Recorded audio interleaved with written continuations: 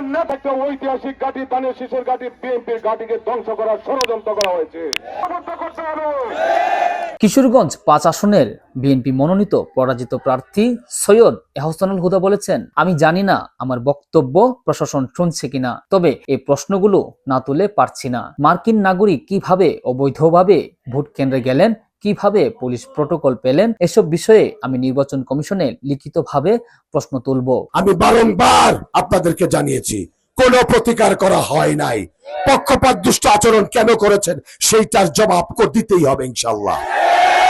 বারবার প্রশাসনকে জানিয়েছি, কিন্তু কোনো প্রতিকার হয়নি। পক্ষপাতমূলক আচরণের জবাবও দিতে হবে। শনিবার 14 ফেব্রুয়ারি বিকেলে বাজিতপুর সদরের বাসমহল মাঠে নির্বাচন পরবর্তী সহিংসতার প্রতিবাদে আয়োজিত সমাবেশে প্রধান অতিথির বক্তব্যে এসব কথা বলেন তিনি। আমরা আশা করব এই যে আমাদের অভিযোগগুলো যেগুলো আছে সেগুলো আপনারা আমলে নেবেন।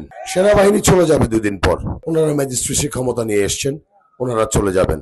ওনাদের ভূমিকাও আমরা দেখেছি, ওনারা পক্ষপাতমূলক আচরণ করেছেন বেশ কিছু জায়গায়। আমি সেই বিষয়ে যাচ্ছি না এখন আর। আমাদের লিখিত অভিযোগ, আমাদের যা যা করণীয় আমরা সঠিক জায়গাতেই করবো ইনশাআল্লাহ।